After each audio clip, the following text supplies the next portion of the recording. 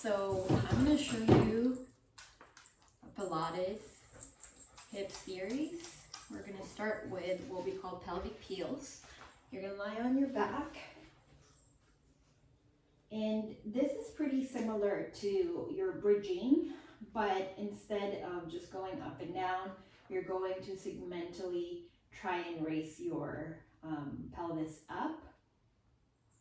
And it should look like this. I'm going to basically tuck my hips under as if I'm peeling my back off the mat all the way up. And then on the way down, I'm gonna go the same motion, going the opposite direction. So again, pelvic peels. I'm going to tuck my hips under and I'm going to raise it up as if I'm peeling my back off the mat. And then on the way down, I'm going down segmentally, going the opposite direction. I'm just going to go back and forth, just like that.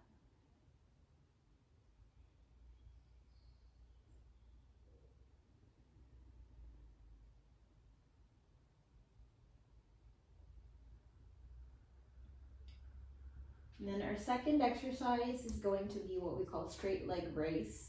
So for this particular exercise, you want to keep your ankle active like so. And you're going to raise your leg up, straight up, and back down. You're going to keep your opposite leg, this leg that's on the ground, active the whole time. So you don't want it to go out to the side. You don't want your feet to be rolling side to side. You want to keep it nice and stable with your full foot contact on the floor. And then you're going to raise the opposite leg up and down.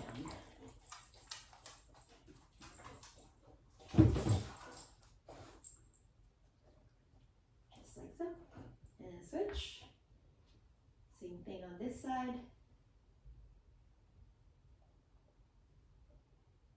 You might feel a stretch in your hamstrings, back of the leg. That's perfect if you do. Perfect. All right, so now we're going to turn to your side. When you're laying on your side, what you want to make sure is that your core is engaged. What you want to make sure is that your core is engaged. Imagine as if you have a tangerine or like an orange under your rib cage and you don't want to smush it. So you're going to keep everything nice and contracted in your core, but you also don't want to hold your breath. You're going to start with your top leg straight, and then you're basically just going to bring it up and down.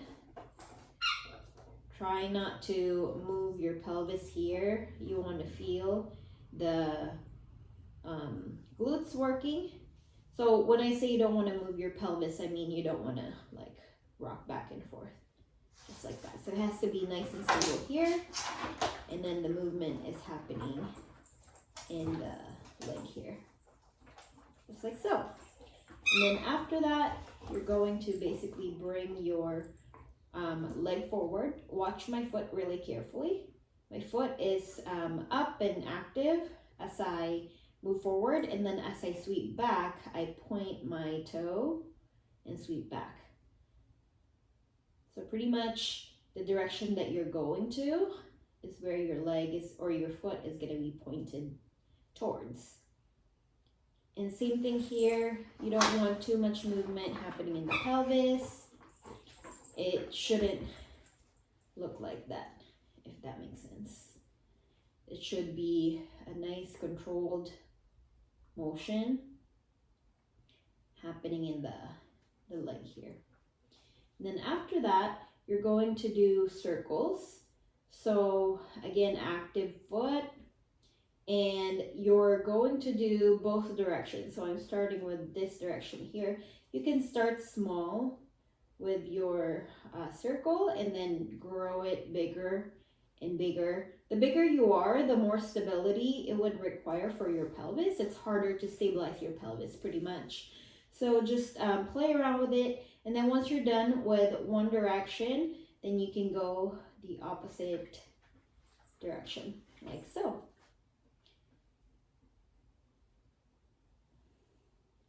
And then when you're done, you do the opposite side as well.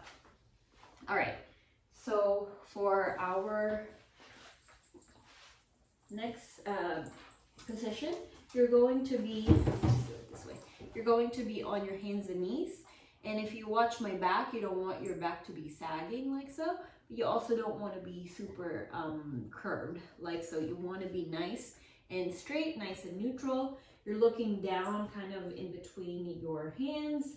You're keeping your core nice and engaged. You're keeping your shoulders relaxed. And basically what we're going to do here is we're going to first straighten one leg, and you're just going to go up and down.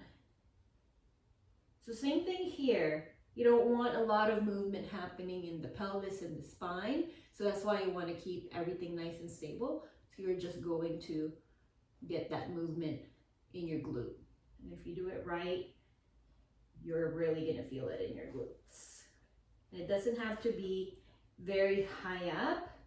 Just go with what you're able to manage at this time. And then as you get stronger, then you can manage more. After that, you're going to do what we call ins and outs. So you're going to go out, and then you're going to go in. Out and in. Out and in. And then the same rule applies. You don't want to rock too much in your spine or in your pelvis. You want to keep everything nice and stable here. Okay. And then for your last exercise, it's going to be fire hydrant. So it's, Roger, you can block me. Thank you. All right, so fire hydrant is pretty much like a dog peeing on a fire hydrant. So it's that way. And same thing here, you don't want too much movement happening in the pelvis, so you don't want to rock back and forth like that. So you want to just keep everything nice and stable, everything nice and strong, and then try it out. Do it every day if you can, and that should help improve the stability of your pelvis.